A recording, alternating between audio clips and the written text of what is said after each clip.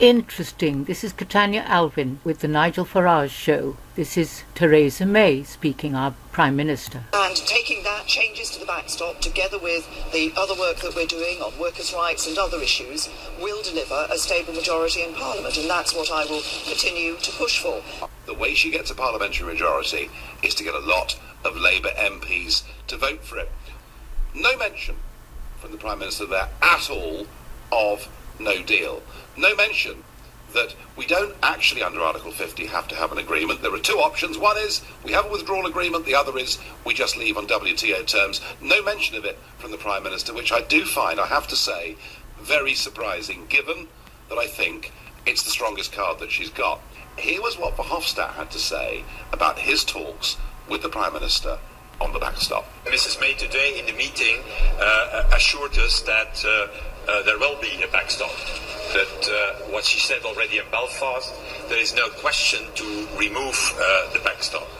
Our proposal is to try to solve the problem in the political declaration, because we are open as Parliament from day one to upgrade this political declaration, to make this political declaration more binding, more precise, also on the issue of the backstop, explaining and saying very clearly that this is insurance and not more than that. Did you hear the way he said, well, two things, a factual one, that Mrs. May said that there would be a backstop, but also did you hear the stress on that, make it more binding? I mean, I, as a classical singer, know that actually that you need to stress that beginning of the word to cause the tone to carry. But it's also what we do in speech when we're emphasizing something. Okay, I thought that was very interesting, because I think that that's where their attitude of mind comes. They're basically a communistic organization. You don't get a vote. These 8 representatives are unelected, and their attitude is the one world order, that you're told what to do. Anyway, let's go on. So there's a difference here, folks, between a withdrawal agreement, which is legally binding, and a political declaration that has about as much force as a child's wish list to Father Christmas. What is it Mrs. May's trying to do? Well, she got the support of Parliament on the basis of alternative arrangements, and many of the Eurosceptics that voted for that took alternative arrangements to be something different to the backstop. The Prime Minister, if Mr. Verhofstadt's telling the truth, which I think he is, the Prime Minister is not looking to bin the backstop. She's looking for some legal guarantee to time limit it, maybe to 2025, and as I say, whatever gets put in the future political declaration, frankly, is meaningless. But the other thing that Verhofstadt said, and this is the thing that really is frustrating me, he is now admitting publicly the thing that I speculated last night to you. I said one of the reasons that I thought that we saw Tusk being as nasty as he was the same reason that I actually saw fear in the faces of Juncker and Barnier last week when I spoke, standing right next to them in the European Parliament. They are getting very nervous about... Because they know, actually they know, that the whole of Europe is coming unstuck. That's it. About no deal, about a WTO deal. Here's what Verhofstadt said about it.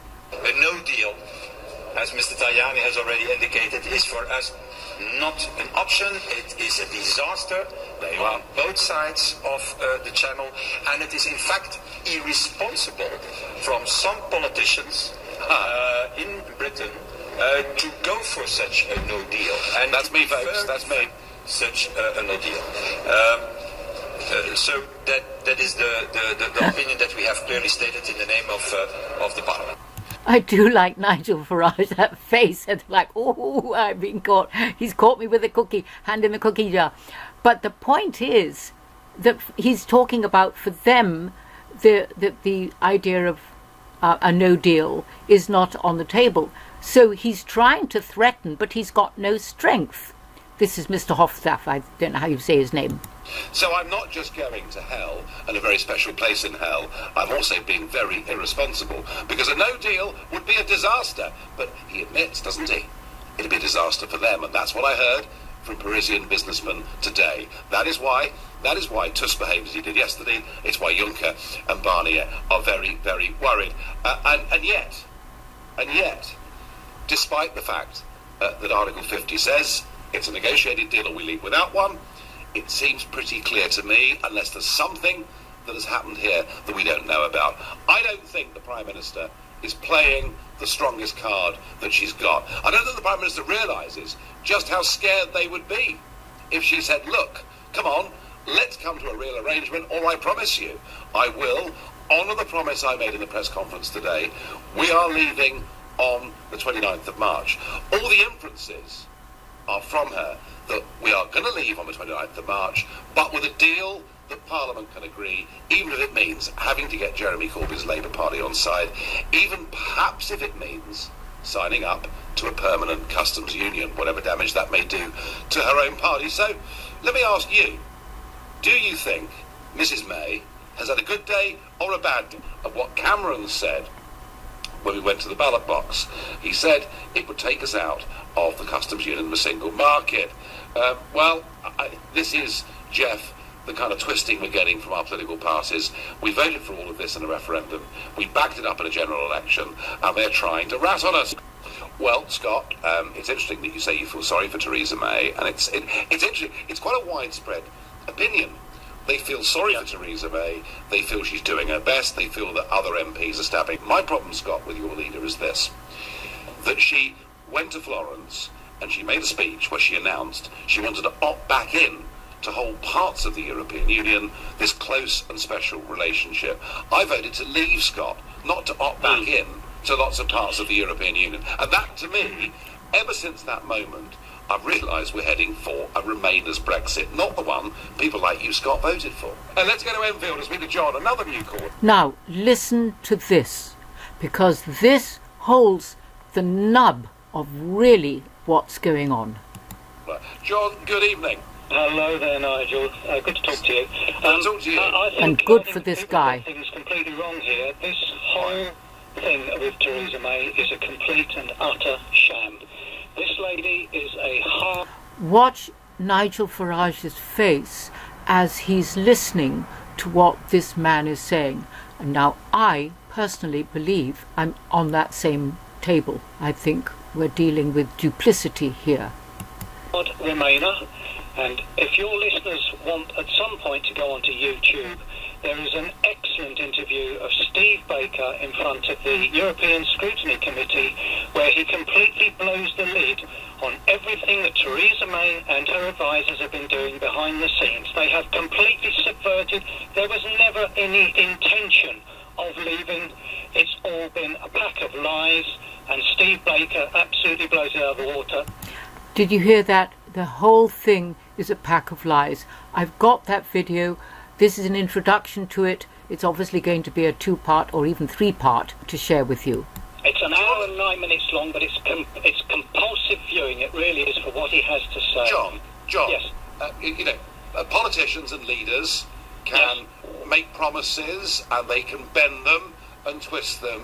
But are you seriously suggesting that the Prime Minister of the United Kingdom has willfully misled and deceived us from the start? Absolutely, Nigel, completely and utterly, and you've only got to see this thing on YouTube.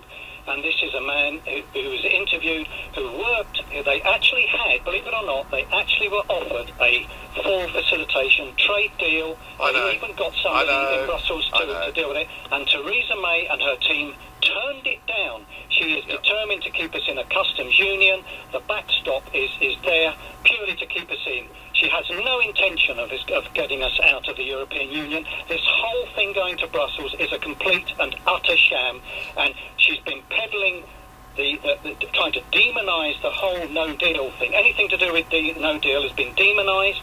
The propaganda machine has been working overtime out of number 2. It really has. No, I know that. John, I know that. And some of the leaks to the Sunday papers about martial law being declared, the royal family leaving Buckingham Palace, and there's all part of fear porn. No deal and all the rest of it. John, I do understand what you're saying. I hope that at the heart of your argument you're wrong, but you may well not. Now, here we have in the European Scrutiny Committee, where Steve Baker, who was on this committee for Brexit, working closely with Minister for Brexit, and Steve Baker, MP, tells us the sidelining of successive secretaries of state for exiting the EU from Brexit policy development was a considerable abuse of our constitution. So I'm going to start it here, and I'll be making a part two.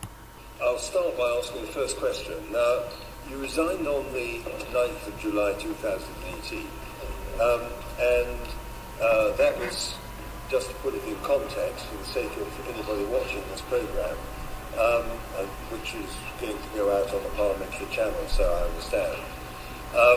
That was, in fact, 3 days after the Chequers meeting on July the 6th. And just to remind people, that was literally only 10 days, that was the 6th of July, it was 10 days after the Withdrawal Act had been passed by the House of Commons and got royal assent on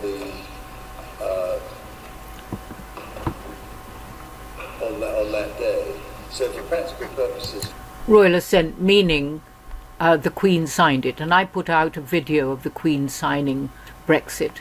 On the 26th of June, we have royal assent for an act which says that we repeal the European Convention Act 1972 from exit day. Then, in a matter of days, we then have the Chequers arrangement. In the broadest terms, just so that we can sort of set the scene, what did you sort of feel when you saw all that happening, and what was the sort of underlying thoughts that were going through your mind? Because this is partly personal, but it's also very interesting for us to get a sense of what was really going on in your mind. Thank you, Sir William, and I very much appreciate this opportunity to give evidence. I'm grateful to the whole committee. You, of course, come to the heart of the matter, in particular in your connection to the passage of the EU Withdrawal Act, for which I was responsible in the Commons, and my resignation not far after. So obviously David Davis and I were very close to one another, and it became apparent to me in the preceding week that the government was going to adopt a policy for EU exit that I would not be able to support. Indeed, I declined a number of meetings in the preceding days, because I felt I could not bear to go through the business of being persuaded to capitulate and support the proposals. I came to believe over the course of my time in government that one of the reasons I'd been made a minister was so when the moment came of capitulation I would be asked to sell it, and of course I was not willing to do so. So as we approached the Chequers debacle, I felt aware of what was going to happen, that we would have an EEA-light style Brexit with a customs union light alongside it, which I was not willing to support. So it wasn't a particular surprise to me when Chequers happened.